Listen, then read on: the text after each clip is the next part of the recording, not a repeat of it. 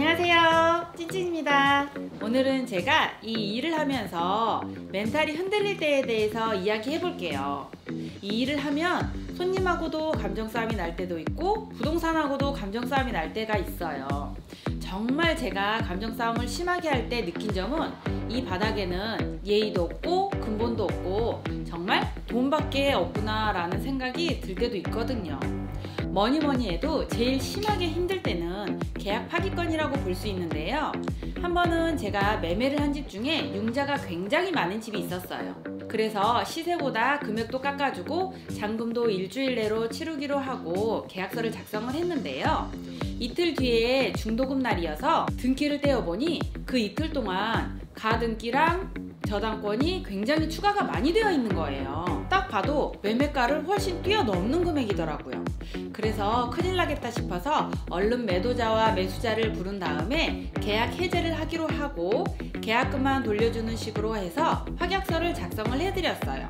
그런데 계약금 돌려주기로 한 날 매도자분이 갑자기 연락이 안 되는 거예요. 그래서 그 매도자분 집에 가서 문을 두드려 보니 갑자기 그 옆에 있는 이웃들이 나오셔서 그 집이 엊그저께 이사를 가셨다는 거예요. 알고 보니까 저희랑 확약서를 작성하기로 한 날에 저희 몰래 도둑이사를 하셨더라고요. 저는 정말 매도자분이 아이도 넷이나 되고 평소에 점잖으신 분들이라 저한테까지 그렇게 사기칠 줄은 정말 꿈에도 몰랐어요. 그 아이들도 저희 부동산을 지나갈 때마다 얼마나 인사성이 밝은지 인사도 잘하고 예의 바른 아이들이었거든요. 하지만 그건 다 제 착각이었던 거죠. 매수인분도 여유 자금이 많이 있으셔서 이 집을 매도한 게 아니시고 정말 무리하게 계약금을 준비하신 분이라서 이사 갔다는 소리를 듣고 그 자리에서 주저앉아서 엉엉 우시더라고요. 그래서 매수인이랑 같이 경찰서도 가서 접수를 해드리고 도와드릴 수 있는 건 다 도와드리고 싶은 마음에 매도인에게 하루에 30번 넘게 전화도 해보고 항상 집에 가서 저도 문을 두드려보고 우편물도 확인해보고요. 그리고 그 근처 이웃들에게 수소문해서 찾아보기도 했어요. 그렇게 비어있는 집을 밖에서 보면서 그 매수인에게도 정말 죄송하기도 하고 안타깝고 자다가도 벌떡 일어날 정도로 걱정이 많이 되었었는데요. 이 매수인분도 정말 좋으신 분인데 막상 자기 돈을 많이 잃으니까 저한테도 한 번씩 책임을 지라는 식으로 말씀을 한 번씩을 하시더라고요. 결국은 매수인분도 매도인을 상대로 소송을 해야 되니까 당장 경매 처리를 할 수 있는 비용이나 변호사 비용이 많이 들다 보니 제가 얼마를 협조해드리고 지금 진행하는 단계인데요. 그 과정에서 제가 몸도 마음도 너무 힘들고 온통 신경이 그쪽에 쏠리다 보니까 다른 손님들이 전화 와도 매물 브리핑이 쉽게 안 돼 있는 거예요. 당연히 일을 안 하고 있으니 매물 파악이 제대로 안 돼 있고 그게 손님한테 브리핑이 제대로 안 된 거죠. 그래서 그 기간 동안에 놓친 손님도 굉장히 많았어요. 이런 일은 제가 직접 물질적, 정신적 손해를 본 타입이고요. 또 다른 소소한 경우 같은 경우는 며칠 동안 공들인 손님이 어느 날 갑자기 옆 부동산에서 계약서를 쓰고 계신다거나 또 집을 다 보고 계약을 하자고 하면 쉽게 가격을 올려버리는 매도인들 때문에 허무한 적이 한두 번이 아니거든요.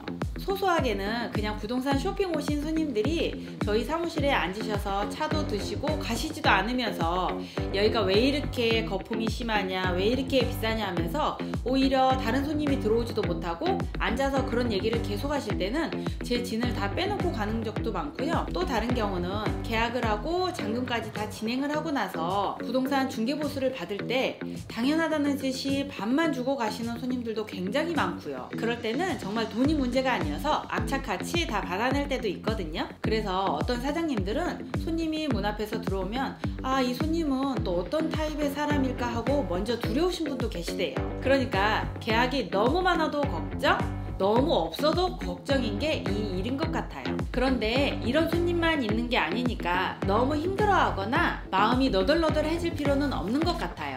제가 바로 어제도 겪은 일인데요.